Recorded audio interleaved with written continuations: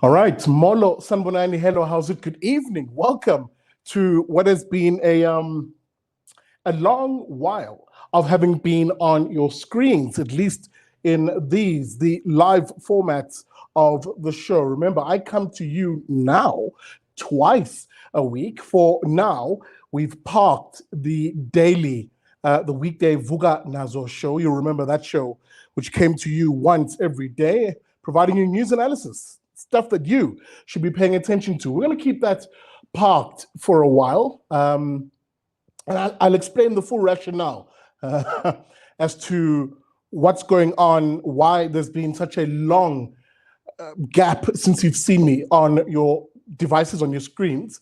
But nonetheless, we're here. This is Liberty and Friends, your Sunday evening long format show where we unpack the news week that was. And we do so with a revolving door, if you will, of friends panelists, guys who are, thought leaders, experts at times in their fields, and are experts, if you will, or thought leaders through the lens of conservatism, classical liberalism, anarchism, and even libertarianism, the very things that you don't hear on our mainstream media. Now, I'll keep drumming that point, that you don't hear our points of view on our mainstream media, because that's effectively what I'm working on in the background. Now, stay tuned towards the end of the show where I'll explain to you what exactly is coming and what we've been working on for the past while. Now, with that being said, as always, do me and yourself a solid favor.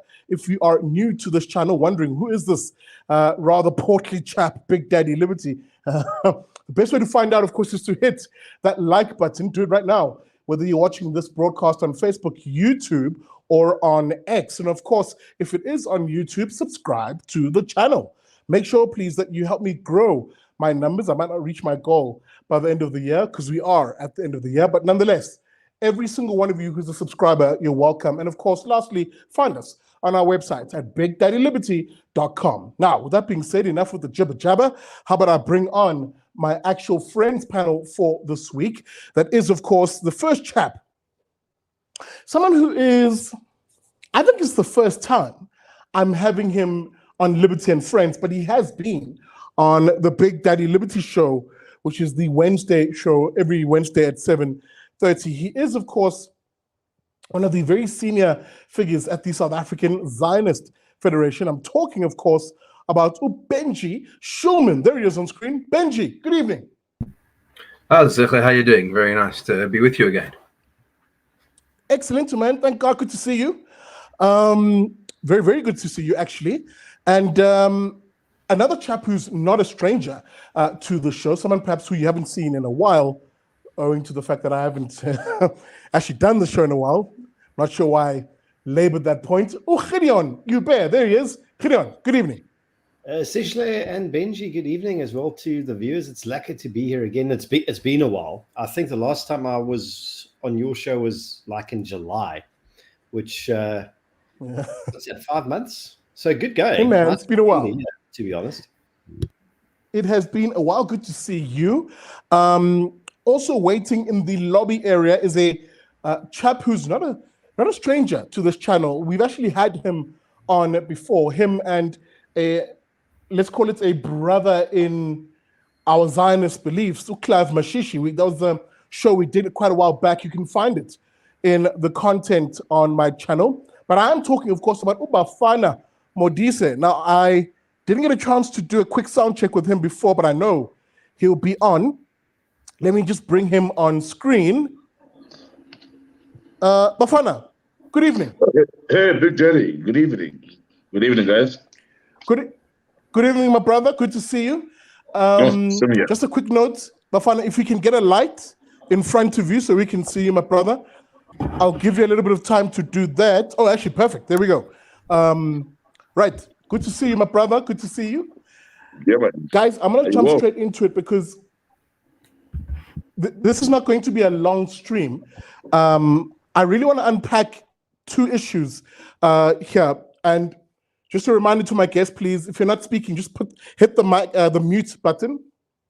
But the first issue I want to unpack here, something which perhaps has been dominating the news landscape, the political landscape and indeed the chattering classes in this country, pardon me, is the current conflict between Israel and Hamas that's happening, of course, in the Middle East. You'll know, of course, after that vile attack on the 7th of October, the response by Israel has been to unequivocally and almost decisively go after the radical Islamic terrorist group called Hamas, that of course operates and subjugates the people in Gaza. So they're currently engaged in this battle. And always, as this is the case with this particular incident, Benji, I look to you, and Bafana, I'll look to you in a moment. You know, we happen to be on one side, if you will, of the argument, if I can call it that. It's not really an argument, but nonetheless, invariably, what happens in this country is the loudest voice in the room, even if it isn't the largest voice in the room, dominates everything. And suddenly issues that affect South Africans, if you will, take a back seat at times. And seemingly this time, Benji, have taken a back seat as the politicians in particular ride this wave, ride this grift that is the pro-Palestine lobby, where suddenly nothing else in this country matters other than you have to show yourself as being pro-Palestine. You've got to wear a keffiyeh, and as one Julius Malema put it, pledge to give Hamas weapons. Is this becoming the distraction that the politicians really wanted it to be, Benji? Yeah, I mean, I think that's quite a good analysis of what's going on here. We have a few months to go before an election, and I think that a war in the Middle East is probably exactly what the ANC was looking for, because, you know, there's lots of scarves, lots of flags. You can talk about anything except your pathetic government failures. And I think also it's a great way to rally up the illiberal regimes, which South Africa is so core to around the world, whether it's with Iran or Qatar or Libya or all of these, Russia, all of these other places that the South African government likes to have an excuse to hang out with. I think that also is a fantastic opportunity. And I wouldn't be surprised if there's also a monetary incentive here that's coming from these foreign governments, given that there's an election coming up as well. So I think all in all, if you're the ANC, despite all the calls for ceasefire, I think that they are the ones who probably would be most keen for this to continue for as long as possible. And again, that's been the greatest irony here. And I want us to unpack it very briefly before I get to perhaps the latest episode or the latest shenanigans around this particular matter. But Bafana, we're dealing with people here who maybe historically they would, again, okay, hang on. I'm being trapped by my own sentence construction here. Let me take a second to unpack my thought process. Historically, Bafana, we've had politicians in this country who tell us, well, you know, because of apartheid that happened in this country, Israel, according to them, is perpetuating apartheid. It's copying apartheid, and it's perpetuating this apartheid on the people of Gaza. And because it's doing this, they say, they demanded of us, they made it a moral imperative that we must support the likes of the Palestinians. Now, I don't have a problem with that latter part of the argument. In other words, Palestinians, yeah, sure, they should have their own state if they get their act together. But that's not the argument the politicians are making now, is it? Now they're basically saying, actually, beyond supporting quote-unquote Palestinians, we should be supporting Hamas, they're telling us. What's up with that? You know, one thing about this whole thing, Big Daddy, it is that you are right. We are somehow being forced to say, if you are a black South African, you must support Palestine. And if you don't, you are a sellout. But then also, it's one thing when you look at the history of this nation, or of the struggle itself. We never had suicide bombers. We never had people kidnapping babies or having hostages during our struggle.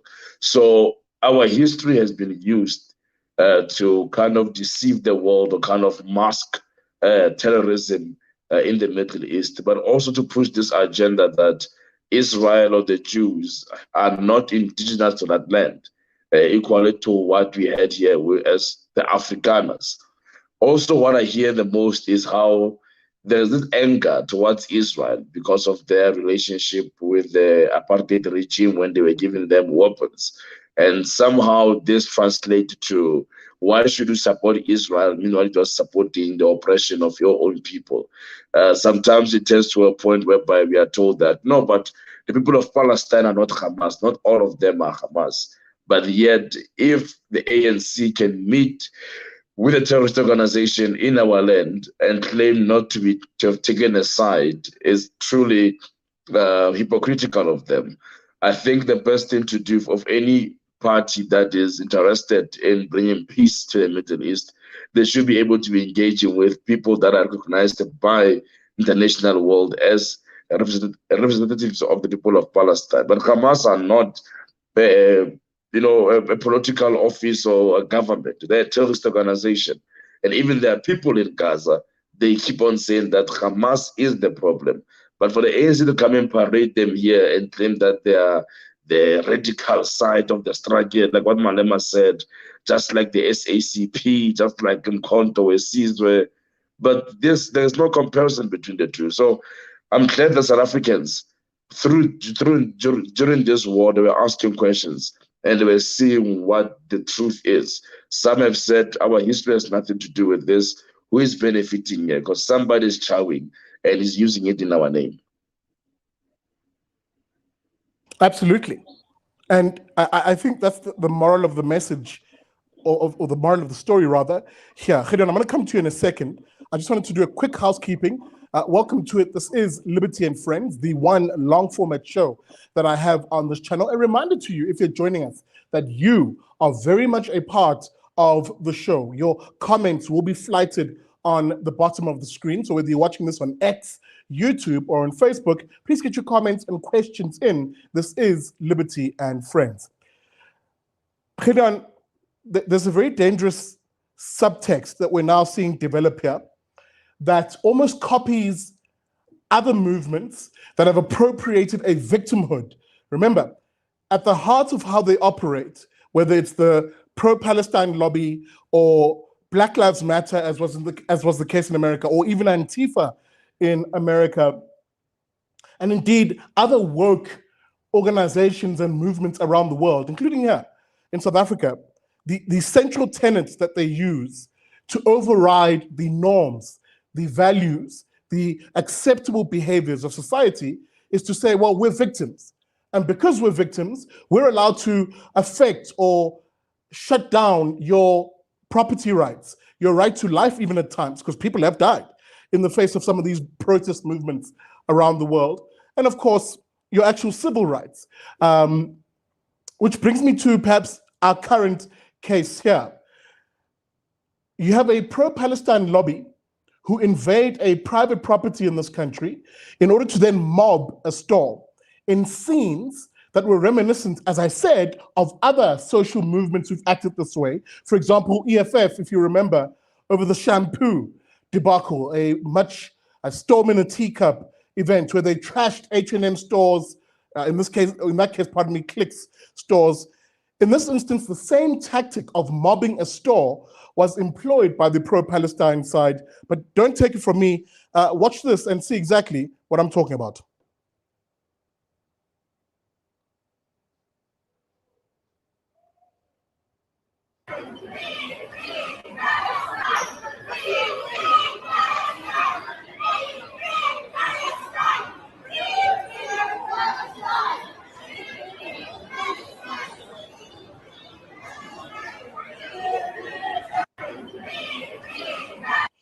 Now, that's one clip which I got from X today. At the heart of this particular issue and why they decided to mob the Zara clothing shop in Sandton City was over, of course, a marketing campaign that Zara had initiated. I'm just going to try and put it on screen. Bear with me, please, for a second. As I'm doing that, dear viewer, please hit that like button, of course, and share this particular stream. Where are we going here? We're going here.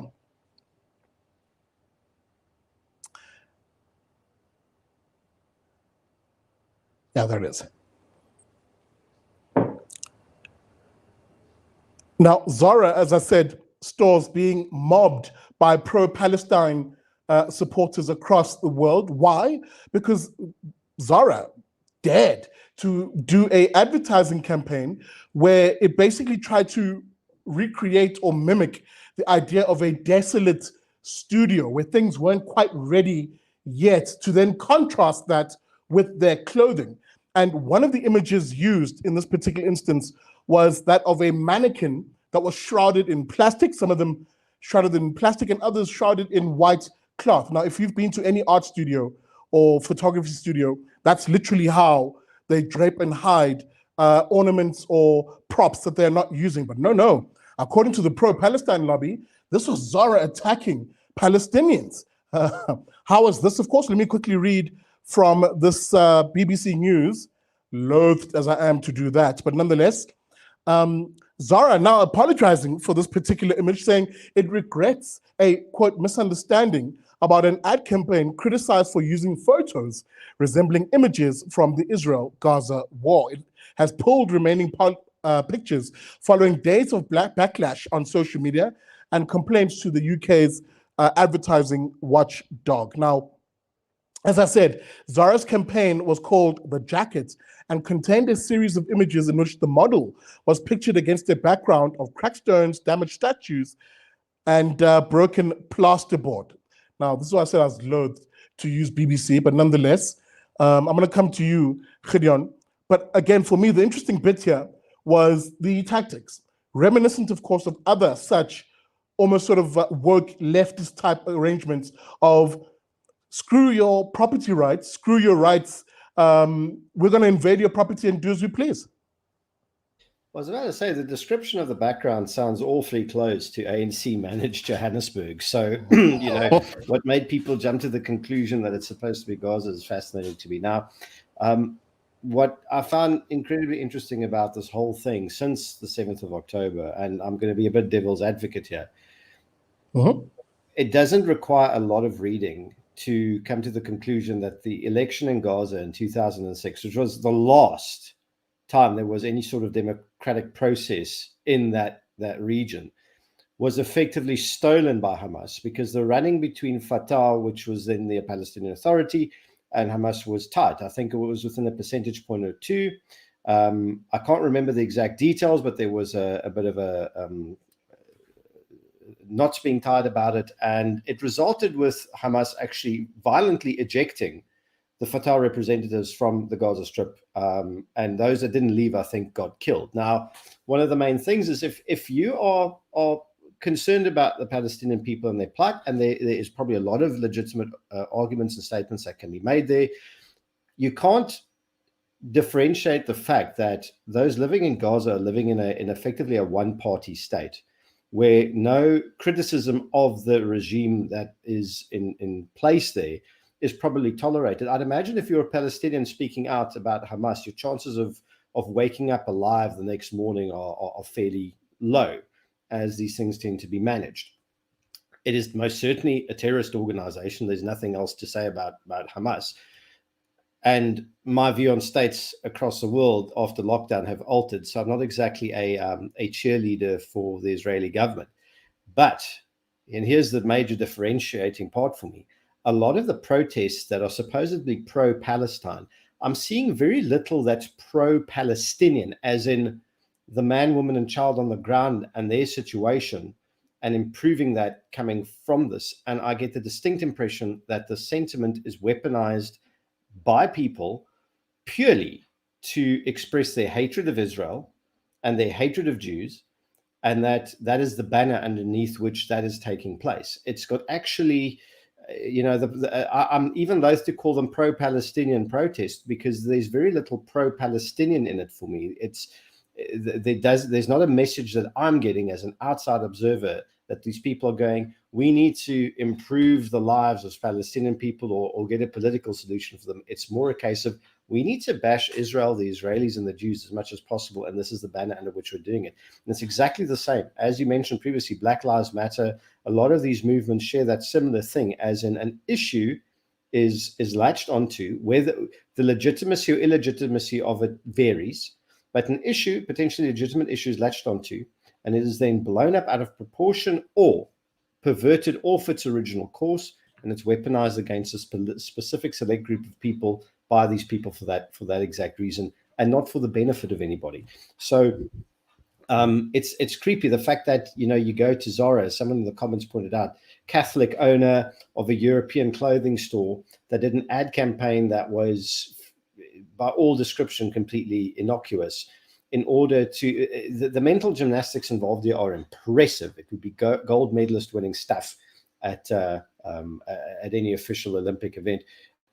In order to impose yourself against that person's proper rights, in order to make a point that's not remotely relevant to South Africa, we are teetering perpetually on the brink of stage 6 to 8 load shedding. Our economy is in deep shit. We are rocketing ahead with record-breaking unemployment rates. Our crime rate and murder rate is out of control. We have significant pressing problems that are presenting an existential threat to South Africans from all walks of life, from all cultural and racial backgrounds. And what we're doing is we are finding time and energy to rock up at a Zara because it did a photo shoot that we misinterpreted in some way to offend us because of the war in the Middle East, which is thousands of kilometers away. If I told you I don't get that, I'd be lying, because there's a deliberate reason that's being done. And all I'm going to say in my final thing is, if a guy like Fikile Mbalula is wearing your keffiyeh, then do you want that guy on your side out of all of them out there? Is that your hill you're going to die on? Well, maybe he's the exact representation of that side of the argument, often asinine in nature. Benji, I'm going to come to you just as I wrap up this topic, because I think there's a few important points that Gideon raised here, and Bafana raised actually, nested features of this particular argument. An argument, by the way, which I covered in a recent episode of the Big Daddy Liberty Show, where I took to the streets of Cape Town to say, enough of listening to the politicians, enough of listening to the ANC and the EFF, the likes of BDS, and of course the so-called pro-Palestine lobby. What do ordinary South Africans actually say? What do the ordinary South Africans think about the same Hamas, which the politicians are trying to sell to us as freedom fighters, as people who we need to support? And what I did was I took the streets of Cape Town and I said, are these statements evil or not? And I read the exact words and the exact intentions from not only senior Hamas leaders, but the charter itself that Hamas is built upon. And the overwhelming of South Africans who I spoke to said this organization, their intents and their words are absolutely evil. Now, how's that for a dichotomy? You can catch that on the Big Daddy Liberty channel. Please check that episode out. Benji, I'm going to come to you because I want to give a little bit more context about this particular campaign and Zara, the shop or the retail merchant itself, their response, because I think they were also caught, much like Clicks or Tresemme, by surprise to say, what? What are you guys seeing in this campaign? But because we know how woke people are, we'll apologize for offending your sensibilities. These are the actual images in question. As you can see here, mannequins all over, unfinished paintings, and a lot of items draped, as is often in a studio case here. This apparently was meant to represent what Gazans are going through on a day-to-day basis. So you can understand perhaps why Zara was like, excuse me, what? And let me actually read from the statement, and I'll have you just chime in here in a second, Benji. I just want to read here this Times Live piece, which tracked the tweet from Zara responding to the furor, the storm in a teacup here, saying, after listening to comments regarding the latest Zara Atelier campaign, the jacket, we'd like to share the following with our customers. The campaign itself was conceived in July, before the even conflict in the Middle East, but nonetheless, and photographed in September, again, before October 7 attacks. It presents a series of images of unfinished sculptures in a sculptor's studio and was created with the sole purpose of showcasing craft-made garments in an artistic context. Unfortunately, some customers, looking at those customers now, felt offended by these images, which have now been removed, and saw in them something far from what was intended when they were created. End of quote. Let me just go to a quick quote here from one of the protesters, presumably asked, how does this help the Palestinian cause? Or one Fatima Mohammed, who is a Santon resident, quoted in this Times Live piece, basically says, well, actually, we'll continue to monitor Zara's response and actions. Further measures will be contemplated to ensure that companies like Zara adhere to ethical and sensitive marketing practices. Here's the kicker. We're determined, she says, to make our voices heard as we stand together to reject the Israeli war glamour, end of quote. Benji, as I come to you, that was a whole word salad from someone who's perhaps not entirely sure what storming Zara was meant to achieve for the people of Palestine. Yes, I mean, I think that what you're seeing here is what happens when wokeism meets something like the Palestinian cause, right? But what's interesting is that the Islamists that are running Hamas are not wokists. A wokist wouldn't last 5 seconds in Gaza, given what the sort of political things that they sign up onto, and Hamas would have very short thrift with that sort of thing. And you see it actually again and again in the Middle East. The Iranian Revolution was driven by secular left-wing students initially, and then got taken over by the Iranian regime, which is an Islamist regime. And I think that by and large, the Zara issue is kind of strange and a little bit bizarre, but it's very much a sideshow. As South Africans, we should be concerned that we had in this country a delegation from Hamas, and they were the moderates that were arriving on that day, because we had Houthi people, we had Hezbollah, who knows, probably had like ISIS connected groups, and they were all like joining for a convention in our country. And one of the people who was on the Hamas delegation is actually a sanctioned member of the US State Department. You can go look him up. Khaled Kadumi is actually on the sanctions list. And this guy was waltzing around the country, meeting with the ANC, meeting with the Anglican Church, meeting with a range of other groupings. And these people, they're not benign. They bring quite a serious element into our country of instability. We just saw, if you want to understand what these people are about, they're one of the hostages that has just been confirmed as being killed on October 7th with a Tanzanian agricultural student who his name was Joshua. You can go look him up on the Times of Israel. And this guy, you actually got the Hamas were not scared to show his execution on Twitter. And if you think that there is no connection between that and what's going on in Mozambique and the kidnapping of the girls in Nigeria and whatnot, you would be sorely not understanding what is going on here. And I think that the rest of the world is looking at this a little bit from the sideward glance and saying, what the hell is South Africa doing?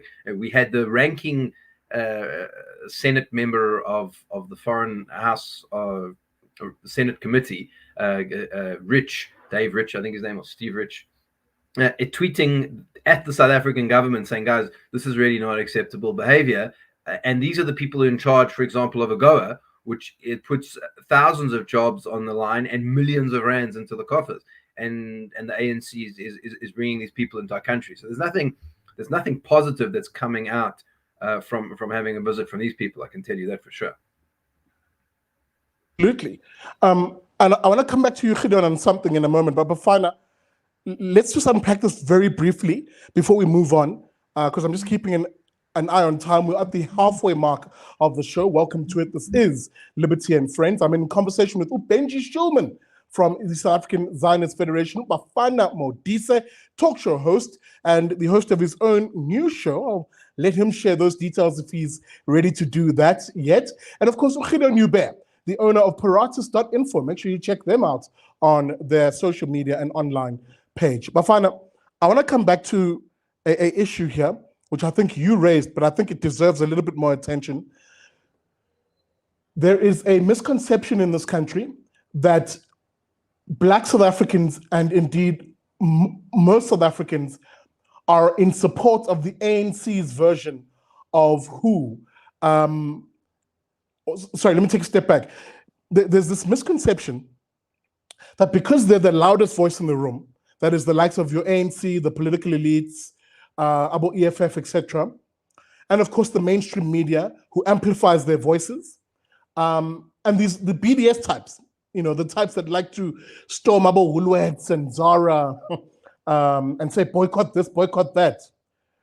There is a misconception in this country that those individuals represent the overwhelming South African voices on this issue, that somehow Zionism and Zionists is some evil conspiracy out there. Whereas actually Zionists are people who simply believe that Israel has a right to exist and that the Jews have a right to their own homeland. Clear this misconception for us, especially in a country like ours, that is 86, 89% Christian and is actually quite Zionist in its nature. There we go. I will tell you something. Our people are not necessarily anti-Jewish or anti-Zionist. It is only the few, which is the ANC and the EFF. And that is the only two parties that are very much vocal about this issue. But also look at the roots of these parties. They are all aligned to the struggle politics of Russia, Iran. So they kind of have the same friends. They might disagree on the ground, but they share the same friends internationally. And also their ideology is more similar. What you also have, most of these leaders trying to warm up to the Muslim vote by all the time trying to use this Palestine issue.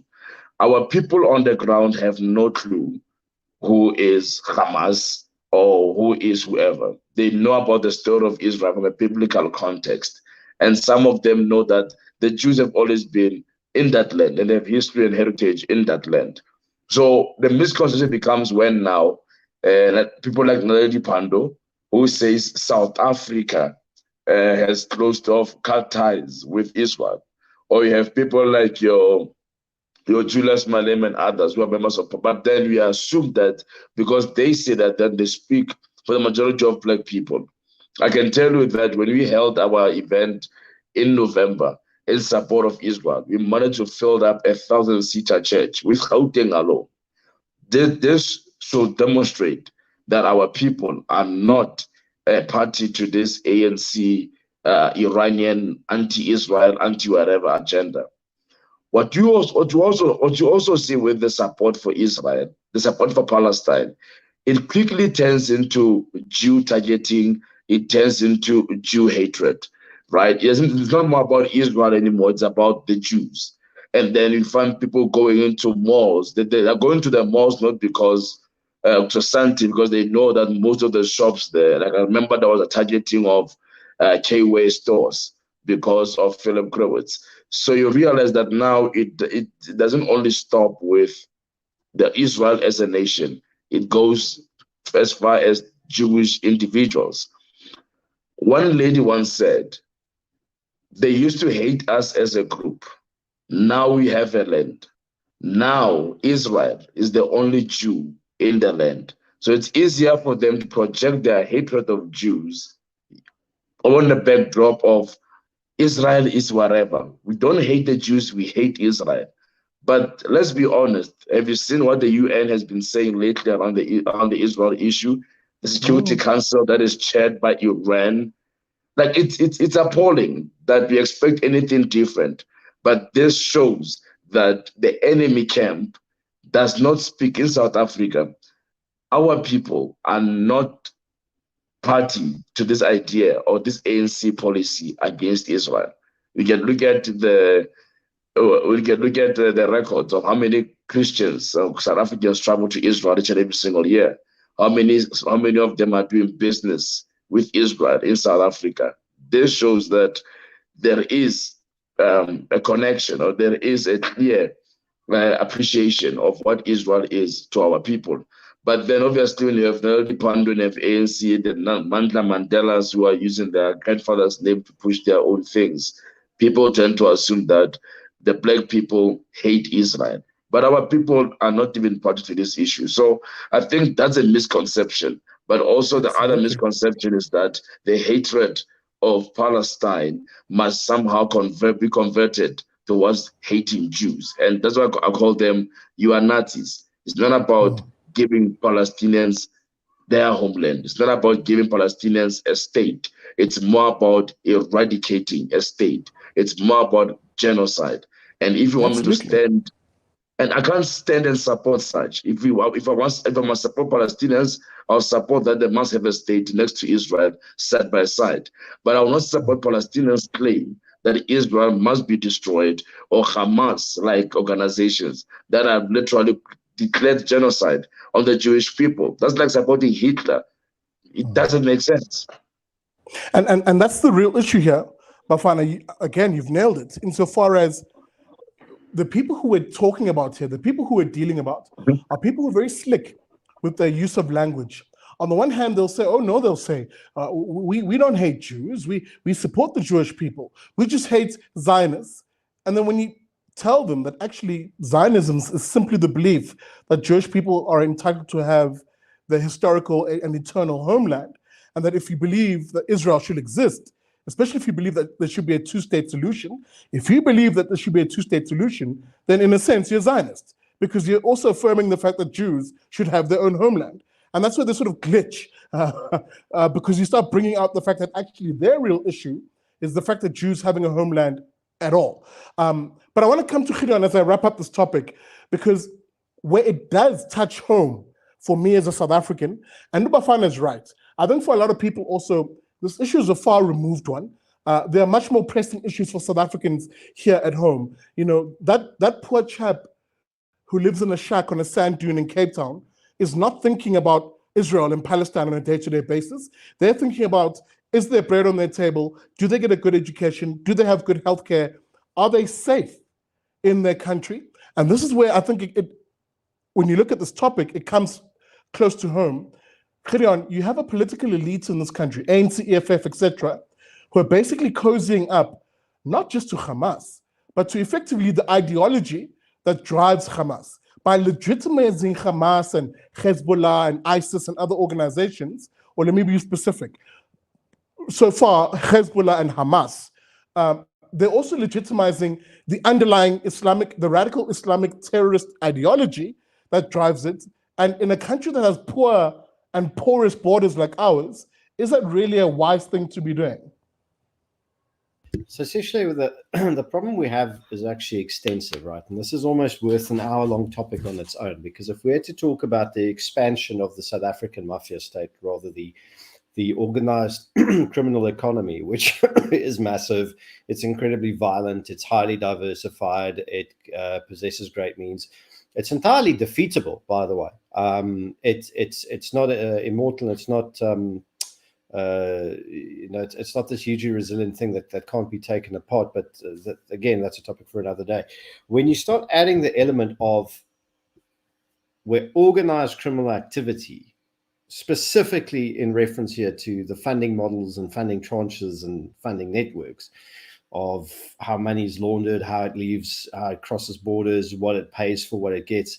When you start looking at the overlaps between organized criminal activity and global terrorist activity, you start realizing that these things are very much interconnected with each other. I mean, there were reports on illegal cigarette smuggling, financing Islamic terror organizations further up in Africa, and that's just a single connection, right? And when you look at what's happening in Cabo Delgado in the north of Mozambique, that's one present example. I think there was quite a good report out a year ago that says Islamic terrorism is growing at its fastest and most violent in continental sub-Saharan Africa, right? Not the North African states where you're used to seeing it, as in Algeria, parts of Tunisia, Libya, these sorts of things. You're not talking about Niger, Nigeria. You're seeing it in Tanzania. You're seeing it in parts of Kenya, Somalia, Sudan, Mozambique, and it's not creeping south, but in a way it's already here. I mean, we had Planet Hollywood in the late 90s, and as far as I understood it, the reason that ended is the SAPs found the people behind those bombings, and they made it quite clear to them that if this nonsense doesn't stop, a whole bunch of them are not going to go to trial, but they're going to end up in a morgue with tags on their toe, right? Because that was still the 1990s SAPS, right? That was when the S for service wasn't as strongly emphasized as it supposedly presently are, which isn't at all. But there is a definite concern there in the fact that you can't separate our gangster economy from potential connections with organized terror organizations. And the problem with that is as much as these people tend to not shit on their own doorstep, you're dealing with an element that recruits, trains, and deploys extremists. And there's nothing to say that you're not creating a homegrown target for yourself, apart from the fact that such connections are going to certainly not improve your standings on the international stage. And that's with regards to diplomacy, trade, all these sorts of things. So it's a very real concern. There are certain people, Hamas being one of them, that you don't want to fraternize with, regardless of who you are, and regardless of how Marxist or radical your policies are. If you're in charge of a country, that's not somebody you talk to. Spot on. And guys, I must move us on because we're really in the last sort of 20 minutes of the show. And, I did want to spend a little bit of time on this issue because a lot of what I've been tweeting and a lot of the content I've been producing is on this issue. And I must quickly say this because people sort of get very confused in my comment section. Guys, I'm not a journalist. I don't pretend to be neutral or, not have a view on issues. This show is avowedly classical liberal in its outlook. We are pro-free markets. And insofar as my own views, I'm pro-Israel. So I don't mind people being pro-Palestine. Please bring those comments in the comment sections, but just be respectful is all that I'm asking for. With that being said, let me just move us on here, and I'll be brief on these other issues because, chaps, really, it's been political silly season in this country. It's the best way I can describe the shenanigans we've been seeing in this December. On the one hand, we have a former president of the Republic, a former president of the ANC, that's the African National Congress, now saying, actually, you know what? Screw the ANC. I'm not going to vote for the ANC. One Jacob Zuma tells us. What I'm going to do, actually, is vote for another party called Umkhonto weSizwe, which used to be, or still is, the military wing of the ANC. So a bit of confusion around that. And he's encouraging people to vote for this particular movement. Now, I'm going to be respectful to some of the organizations here. I know you guys can't, Benji, maybe touch on local political issues too much. So I'm going to lean on Gideon a lot more here and Bafana if he wants to chime in. But, Gideon, what's going on here? Jacob Zuma, are we seeing him launch his own thing here? What's going on? I'm certainly hoping so. Right now, the announcement came on a very auspicious date, which is the 16th of December, right? So you're seeing, and don't get me wrong, right? I'm very much pro Zulu nationalism and Zulu independence, and I think we're all on the same, myself and you are on the same page with this. But I'm loving seeing the political fracturing of Zulu politics away from the African National Congress's like iron-fisted criminal grasp. And what Zuma is doing is, I don't think he's going to be stealing votes from the IFP here. The people who are very much pro him are very much within the ANC still, and very much within the EFF. So what's happening now in that spectrum is what Afrikaners did decades ago, which is if we didn't like the way a certain political thing went, we don't try to reform it, we stick off. And we make more and more churches, and we make more and more political parties. And at the end of the day, you have this whole fractured thing. And fractured politics is actually good. It's ridiculous to assume there's going to be one mega party that's somehow going to be aligned with all of your values, or even most of them. Now, whatever Umkhonto weSizwe the political party's values are, I'm not expecting much from them. I expect it to be pretty much copy and paste radical leftist, neo-Marxist talking points, merged with some bizarro attempt at Pan-Africanism, probably, which I've always found strange, because the EFF was, in KZN at least, when Vusi Khoza was still with them, they were very much border control now, get rid of the illegal immigrants, very sort of very, very, very not xenophobic, but nationalistic. Whereas the rest of the EFF were like, let everybody in. We are Pan-Africans. There's no borders. So it's going to be interesting to see where Jacob goes with this. Either way, it spells trouble for the ANC, because even if it's a flash in the pan thing and it doesn't actually garner a lot of votes, it's a symptom of a bigger problem. It's the fact that the party can no longer, the glue that held it together is gone. And bits and pieces are falling off in larger and larger chunks as the circus car is careening down the rocky road of life, heading to the 2024 election and beyond. And you know what? All strength to Jacob Zuma's arm. Best of luck to him with this endeavor. And I hope many others follow in his footsteps. What I find interesting, Bafan, let me come to you. I think with Jacob Zuma is playing a very strategic game here of leveraging what he thinks is his base. In other words, people in the ANC that support him in particular. He's using that base, leveraging it to exert the demands, whatever those demands may be, on the bigger mother party.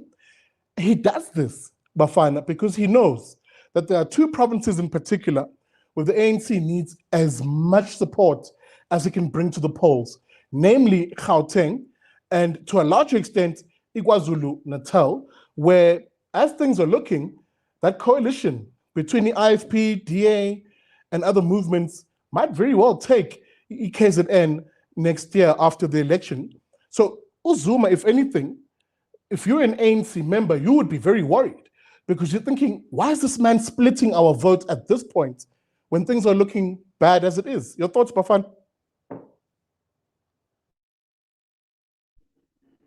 They usually say in the ANC, during my time, back in my times, that if you don't have the KwaZulu-Natal, you can't win conference. KwaZulu-Natal is the key place. If you have support from there, you can emerge. Also, what you have seen, even before Jacob Zuma, Ace Makashwile also took a bit of support within the ANC to go and open his act, whatever, ACT. And now Zuma comes up with this. And then Carl Niehaus goes and joins the EFF with his people. So clearly, this is an attack or an attempt to somehow drop the ANC, right? To kind of kill the support for the ANC. Now, we don't know whether this attempt is to somehow push people towards the EFF, because we saw Jimmy Manyi joining the EFF.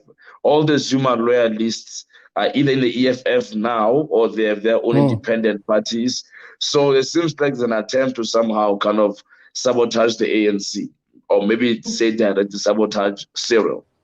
There is no, go ahead, Bob.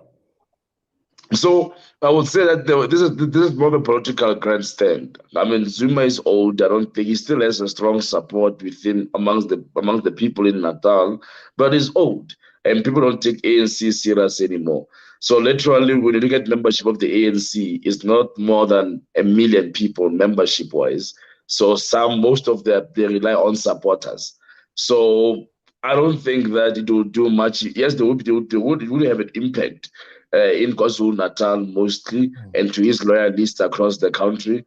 But I think it's more against the ANC. And I'm glad, as long as there is more people toppling them down, the better for the country, for the coalition government next year. If the ANC can drop below 40% or even go as far as 30-something, it will be better to have a more of a balanced coalition running the country. Benji, even as I throw this to you, I think that's the central message here. There's two major threats that the ANC is facing.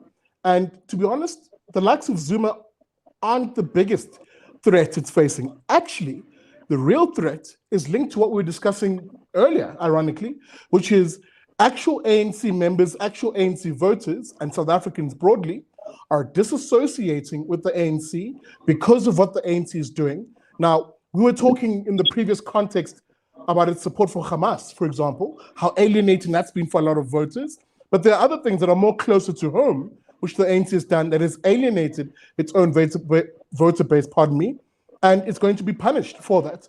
So that the manifestations of Jacob Zuma or Ace Magashule or any of these other former radical economic transformation factionists in the ANC is kind of immaterial. It's ANC voters themselves who simply won't show up to vote for them.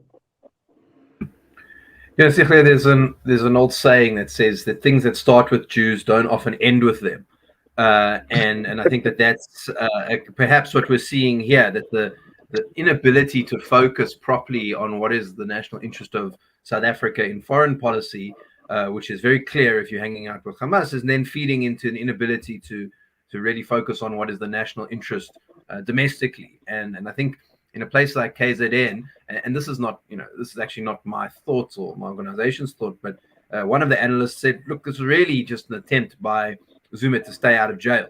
He reckons that he has just enough, because you notice what he said is he's not leaving the ANC. He's still a member. He's just campaigning against them, which is an amazing, only Zuma could pass that particular way of thinking.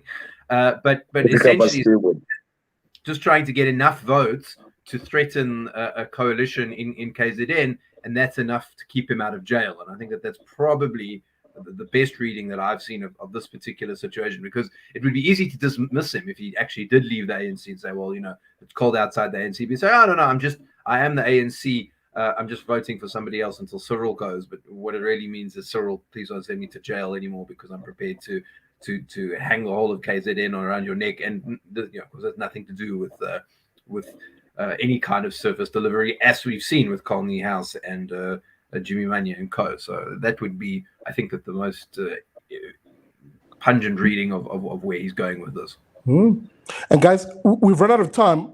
I just want to read the ANC's response in KZN, because as I mentioned to Gideon early on, and Lubafana in particular, in how I frame my question to them, the ANC in both Gauteng and KZN in particular are most nervous about this particular development by UJZ.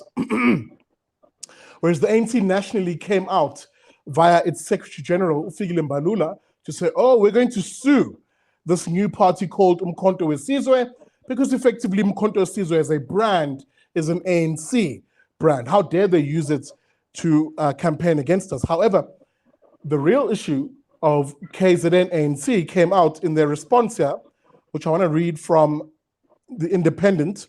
Let me just bring it up on screen. Bear with me. As we're in the last 5 minutes of the show, welcome to it. This is Liberty and Friends. I think this is better. There we go. There you see a nice little image there of Jacob Zuma looking rather pensive. The ANC in KZN has accused its former leader of trying to sway votes ahead of the upcoming election. What would make him think that? Maybe he's a politician and votes are his currency, but nonetheless, in his announcement, Jacob Zuma actually is quoted as having said that, I quote, I cannot and will not campaign for the ANC of Ramaphosa. My conscience, he says, will not allow me to lie to the people of South Africa. That's a big surprise to us, but nonetheless, and pretend that the ANC of Ramaphosa was the one of that of its former leaders like Uluthuli, Tambo, and Madiba. I wanted to get to the ANC. Oh, there it is. In a short statement issued to the media, that's by the ANC in KZN, it's a duty of the party it is the duty of each party supporter to defend and protect the movement, said the party's provincial spokesperson, Ewan Mafiga Ndebele. Ndebele said any call encouraging people not to vote for the ANC is, quote, counter-revolutionary. It's a call to derail the National Democratic Revolution, and our members must close ranks. Guys, I must wrap it up here. And my apologies to those viewers who are used to this being a much longer show. Usually we go for 90 minutes to 2 hours, but it's the holiday period, guys. I think an hour is enough. I'm just going to give each of my friends, panelists, an opportunity to have the last word on any issue that is what you want to really get off your chest. Bafana, I'll begin with you. And as you give us the last word, how do people find you on your social media? Also share that content with us. Okay.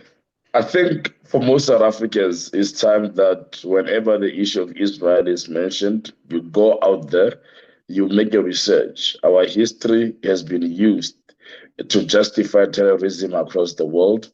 We know very well, most of us who have been to Israel, that there is not even a single inch of apartheid. And we must defend our history because some people are abusing it for their own nefarious agenda. Secondly, next year is a national election. Is our chance as a country. It's more of an opportunity for us as South Africans to give this country a second chance. Let us go out there and vote and make sure that we elect better leaders than what we have seen for the past 30 years. It is important that everyone goes out and make that choice. So next day election, it's our 1994, as most people have said. And I urge you all to go out there, vote, and make sure that South Africa is rescued or saved. Thank you. And check me on Facebook, Bafana Modise, Instagram, Bafana Modise, and on Twitter is @Modise Bafana. And also follow our organization, South African Friends of Israel. There it is. That's Bafana Modise. Make sure, please, you find him on his social media, and please support organizations such as the SA Friends of Israel. Gideon, I'm going to have you give the final word here on any issue that maybe is on your chest. And of course, how do the folks find you? So it's very easy. You can find me at Paratus2014, which is my Twitter handle, at Paratus2014. And I think an issue that's, I always keep coming back to this whenever we share a stream, Sishle. So apologies if I'm boring you, the audience, by now. But I think a great lesson here is the government's focus, the focus of the state is seldom, if ever, where it should be. It is not interested in solving pressing problems. It's not interested in working together with the citizenry in addressing crucial key issues, of which there are numerous and which we don't have the time to unpack here.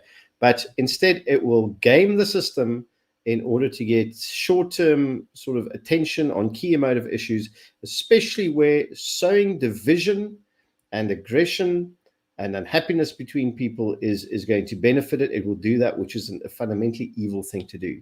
The answer to our problems and the pressing questions that stare us in the face pertaining our own future, the answers lie in our own hands. And it's up to us as individuals and as communities, because communities consist of individuals.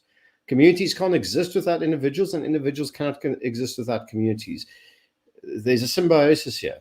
We need to organize ourselves, take this matter seriously, have key focus, and start take ownership of our own problems at individual and community level, and then expand that effort to address issues to a higher level as need be, because it's in our hands, folks. The future is ours. We are the masters and mistresses of our own destinies. I don't even know if that's the correct way of putting it, but we need to take ownership of our problems, because the state isn't here to help us. In fact, the state is here to make life harder. Absolutely. And I'm going to speak to that in sort of the last 30 seconds of the show, because it'll speak to what we're going to be doing as a channel to really take that fight up of making South Africans more self-sufficient, and indeed to spread what I like to call the mazakele, or build it yourself culture. Thank you. That's Gideon Hubert, of course, of Paratus.info. Make sure you check them out. Benji, final word from you, including how do the folks get in touch with you, and of course the Zionist Fed. Yeah, thanks, Sikhle. And actually, I agree with Gideon. The fact that we're discussing Zuma's antics in the KZN, whilst the government hasn't said anything about some of these political assassinations against people who are actually doing service delivery in like Howick and that sort of thing, is quite concerning. But in terms of my own issue that I'm here to discuss this evening, I think that the message really is that foreign policy is not so foreign, and that it does matter, and that there's no good that comes for South Africans to be working with terrorist organizations. It'll affect us down the line from an economics perspective, from a safety perspective, from an innovation perspective. We've everything to gain as South Africans by working with Israel and connecting with it.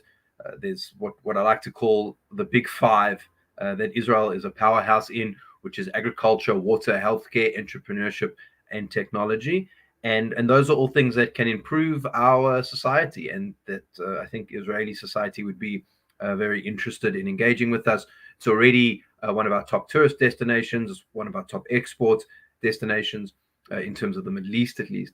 And I think that there's a lot to be gained for South Africans not to not follow the ANC and EFF line, and to look to see how we can improve engagement with Israel, because that's the first step for us to stop becoming a rogue democracy in the world that's democratic at home, but prosecutes a sort of national democratic revolution abroad. And so this is a core issue that we need to address. And we welcome all the support that we can get. So you can check us out on Facebook, South African Zionist Federation, and all our contacts are there. And that's the best place to find us, as well as our website, which is zionistfed.co.za. Absolutely. A major thank you to all my guests this evening who formed the Friends panel, as I just quickly say goodbye to them. Major thank you to everybody. And thank you, dear viewer, for, again, being a part of the show. We flighted your comments on the screen. Please keep them coming in thick and fast, even after this particular broadcast. Let me please spend the next 20 seconds just to explain. Firstly, an apology. Guys, I've been off screen and off air for the last 2, maybe 3 months or so, because I'm actually working on building an organization that will be a national organization that fights for the interests of South Africans. So much like you see the likes of the Institute of Race Relations or AfriForum or Solidariteit, I'm looking to build something quite similar, but something that's more grounded to the average South African, the person who you'll find in our townships, the individual you'll find in our rural areas in this country. So lots of work is being done, pardon me, in that regard, and we're going to be launching next year. So I'm hoping that is a sufficient apology. We're also going to be launching a new channel. The Big Daddy Liberty brand will fall away a little bit as we launch something that competes with the mainstream media. So there's a lot of work happening in the background, and I'm hoping that when the time is there for us to launch, that we'll have your support, both in terms of watching and consuming the content, but also financial support by contributing to the work that we'll be doing as we fight for a South Africa that is grounded in our values as South Africa, as faith, flag, family, and freedom type individuals. But with that being said, thank you so much for watching this evening. Let me know what you think in the comment section. And remember, please, as you make your way out, please smash that like button and, of course, subscribe to the show if you're watching on the YouTube channel. And keep an eye on our website. The website's going to provide a lot more information as to the changes that will be happening next year. That's at bigdaddyliberty.com. Now, with that being said, thank you so much for watching. And as I like to say at the end of every show, never trust a commie.